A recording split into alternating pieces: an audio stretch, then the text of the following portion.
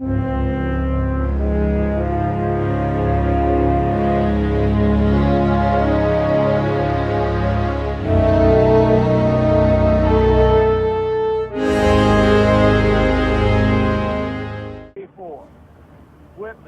straight drop. Pretty good protection. Throws, down screen. What a kick. My, great kick. What the? Oh, come on! We interrupt our regular programming to bring you this important news bulletin. Russia has put the world on notice in what appears to be an increasing threat of world war. Moderate Russian leaders have been replaced by dangerous hardliners. All flights to and from the country have been canceled. Mom, what are Russians? Are they like Power Rangers? They make Mommy's little helper. That's all I know.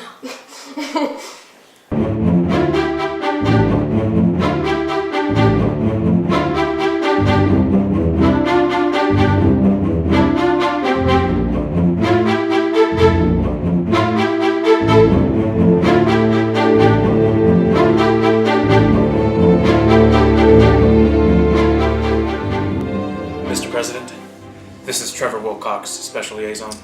We also have Secretary of State Edison, Secretary of Defense Carter, Head of the Pentagon General Brown, and members of your Special Crises Unit, Peters, Sherman, and Matthews.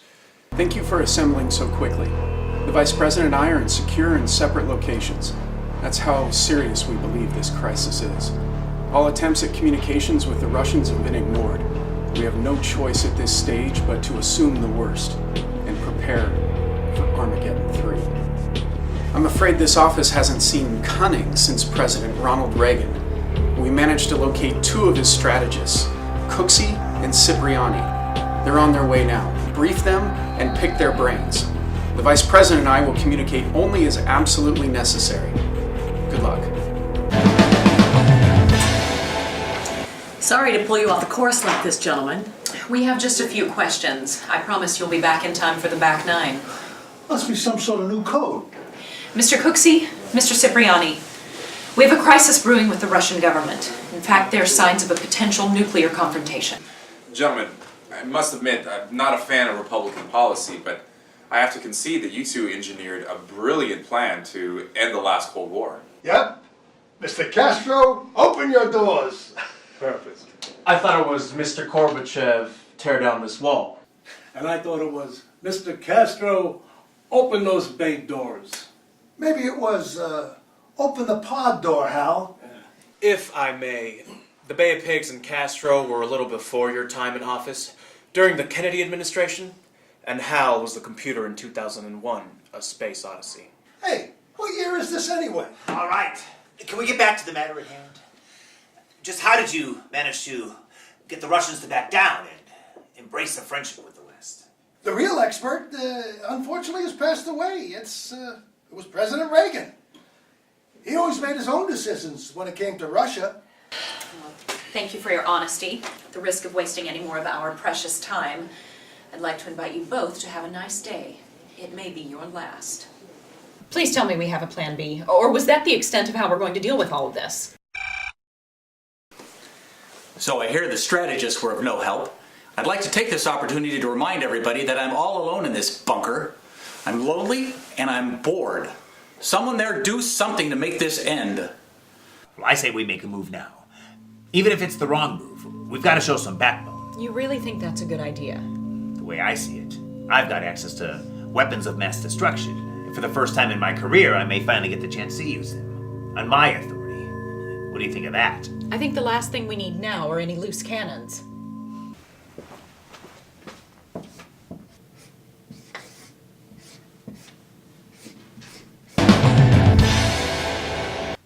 What the hell is Project H? Just how does Wilcox, wet behind the ears messenger boy, know something about a plan B that I've never even heard of? I run the freaking Pentagon, for Christ's sakes. It's not that kind of weapon, General. It's complicated. Ever hear of Michael Oakes? That piece of work? What does a nutcase billionaire have to do with national security? Send the car for Mr. Oakes, now. General, if you don't mind, We'll let Mr. Oakes explain Project H to you. I don't know why it has to be so dark in here. Is it possible I've been captured by the Russians? Louise, confirm this is not a hostage situation. Mr. Vice President, I assure you, you are okay. Relatively speaking. Why isn't the president in here with me? We are the deciders. We decide. I'll bet he isn't sitting alone in some bunker all by himself, wasting time listening to rats, talking rats, telling him what to do. Oh, those filthy little warmongering vermin just told me the president left his bunker hours ago to go play golf. Said he wanted to try for one more hole-in-one before the country becomes a one big hole. I've been here for hours without food and water. Why am I being constantly interrogated? What have I done? I am not the enemy here. Mr. Vice President, you are experiencing some hallucinations. Just take it easy. Damn, you guys are slick. Not even a trace of a Russian accent. До свидания.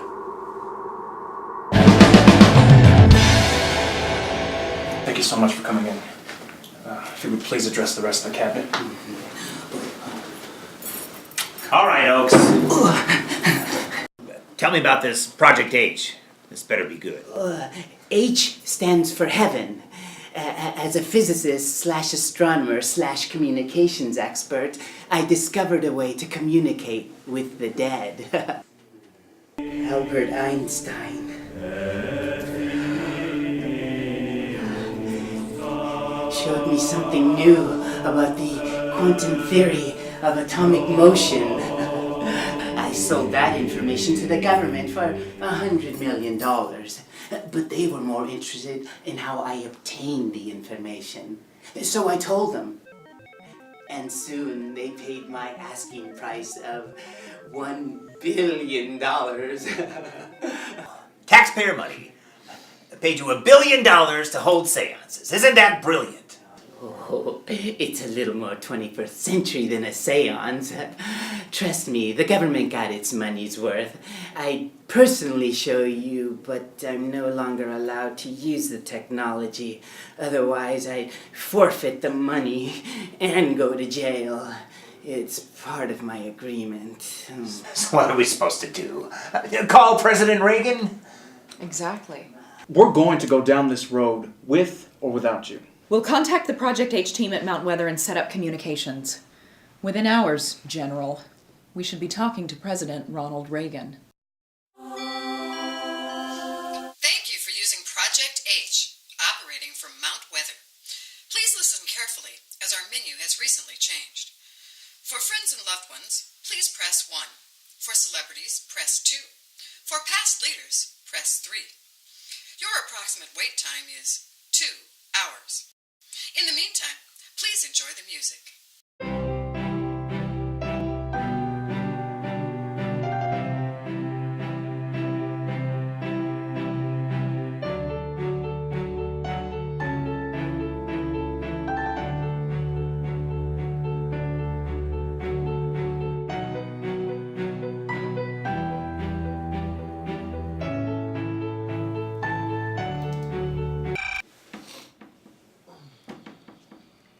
This is Sarah Smith, your Project H team lead. The connection bridge has been established. Go ahead, please.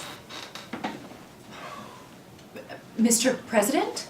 I understand you're having a problem with Russia again. So much so that you decided to make this call. I must say that I'm honored someone still thinks I could be of service. I'm General Bailey Brown. I hate to interrupt, but I need to take one more step to authenticate this call. The situation is too dire to have any lingering doubts. Bailey, my friend, what can I do for you? Hi, Bill. Mr. President. Sir, I'd like to connect you with what they're calling a Project H conversation. Sir, I need you to, this may sound a bit crazy, but I need you to verify that we're actually speaking with President Reagan. Bailey, I know all about Project H. Hell, I already had a call with President Roosevelt. Put him on. Will, how's my favorite Arkansas governor? Mr. President, good to hear your voice. I've been asked to ensure it's you. I'll ask you one question that only President Reagan would know. Fire away, Bill. All right. Do you remember in 1987 when Hillary and I attended the White House dinner honoring governors? Bill, I remember like it was yesterday. You see, that's the great benefit of heaven. Alzheimer's may have dragged me into the sunset of my life, but heaven wiped all that away. I'm glad to hear that, sir. Then you remember your comment about our respective wives? I believe I said my Nancy was like a gazelle, graceful and elegant. Your Hillary was more like a tiger, beautiful and always on the hunt. Then I jokingly wondered out loud what it might be like to actually be married to a tiger like that. Folks, you have the real President Ronald Reagan on the phone. I say it's time we get tough. Mobilize those troops. Send out the ships. Aim nuclear weapons to the east. What do you think? Hold on there, cowboy. What you need to do is send a stern message and build a personal relationship at the same time. Perhaps we can at least imprison some of their diplomats. Maybe hang a few to send that stern message. Well, there you go again. Let's put a collar on this bulldog. Listen to me. Remind the Russians that America, with its advanced technology, will not hesitate to launch under attack. But do not back them into a corner, embarrass or humiliate them. Thank you, Mr. President. On second thought, I have another idea. I have to assume that Gorbachev is still alive since I haven't seen him here. Find him and tell him you've spoken to me. Remind him about our little walk to the boathouse. He told me the best part about visiting America was the opportunity to see his favorite American musicals live on stage. Mikhail was worried that if this information got out, the KGB would brand him a sissy boy and find a way to get him a lesser desk job in Siberia. So, he swore me to secrecy. I told him I would take his secret to the grave, and I did. And now I guess with Project H, I can share this with you in the name of national security. Rest assured, Mr. President, we will make good use of that information. Anything else, Mr. President? Tell Nancy I got my mind back. She'd like to know that. And tell her that I love her and miss her. Now, I thank you all, and good night. I speak Russian, damn it! I stuck my neck out for you, buffoon! What's going on? What did he do this time? The Project H team intercepted 2 calls to heaven, initiated by Mr. Oaks. Well, I hope you brought your checkbook there, Clipper. Just make out that $1 billion check to the U.S. Treasury. But I spoke to both Stalin and Lenin. Why would you do that? I wanted their advice on the Russian situation. You disregarded our agreement, and I bet you still learned nothing. Both men admitted to making mistakes that hurt their people for generations. Isn't that interesting? Did they tell you anything that could help us? I think so. They said that today's Russia is more impressed with us than ever. They recommended that we find out what they still want from the West that they don't have, and that we give them something in return. For peace. Old men may call for to highest level, since America has new secret weapon. Making dead come alive. President Reagan, maybe many more.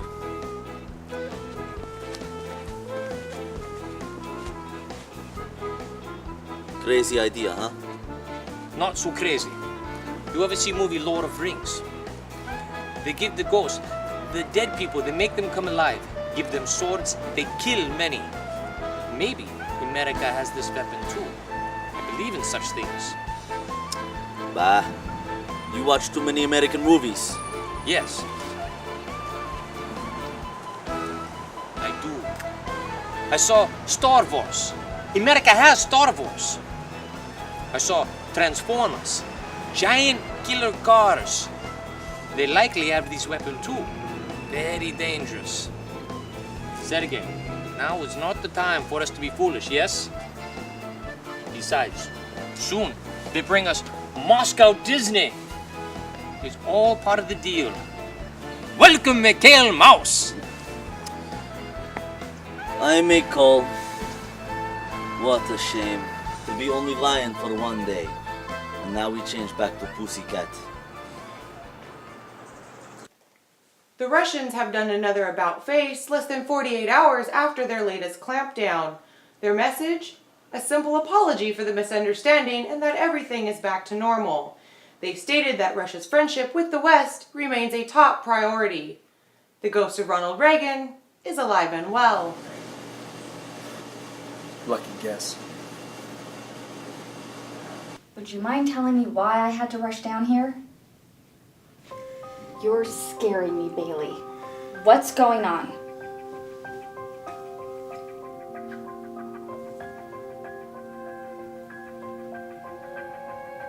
Mom?